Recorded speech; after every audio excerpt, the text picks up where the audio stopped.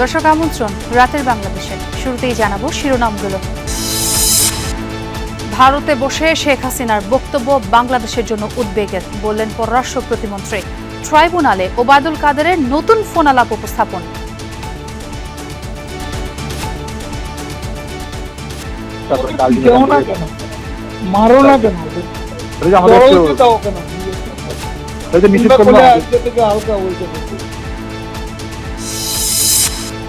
LNG টার্মিনালের আংশিক মেরামত, 2 থেকে 3 দিনের মধ্যে গ্যাস সরবরাহ স্বাভাবিক হওয়ার আশা।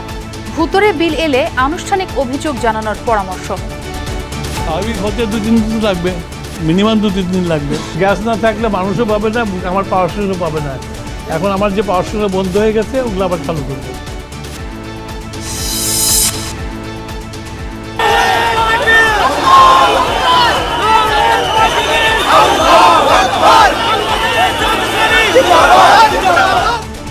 নিত্যপণ্যের মূল্য বৃদ্ধি, তেল গ্যাস সহ নানা ইস্যুতে সচিবালয়ের সামনে 11 দলের অবস্থান। আগামী মাসে লং মার্চ কর্মসূচি ঘোষণা। এই লং মার্চ জনগণের দাবি আদায়ের জন্য।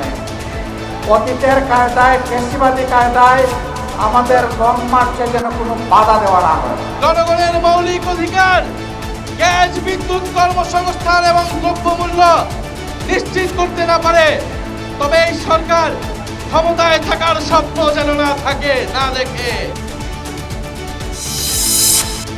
ঢাকার চারপাশের নদীগুলোর দূষণ রোধে সমন্বিত কর্মপরিকল্পনা তৈরির নির্দেশ প্রধানমন্ত্রীর।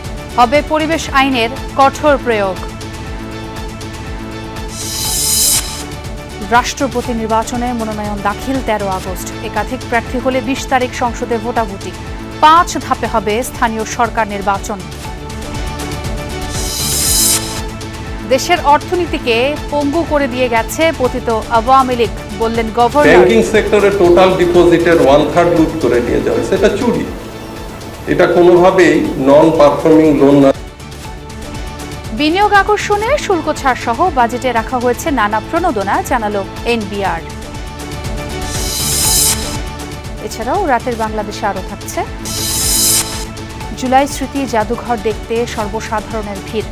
সাইদ মুগ্ধদের স্মৃতি স্মারকের পাশাপাশি ঠাঁই পেয়েছে গুম খুনের প্রামাণ্য দলিল। আমরা বাস্তবে দেখতে পাচ্ছি যে আমাদের স্বৈরাচার যে শেখ হাসিনা যে কত নির্যাতন নিপীড়ন করেছিল আমাদের ভাইদের উপরে। 2024-এর যে একটা স্বাধীনতা, সেটা মানুষ এখন অনুভব করতেছে।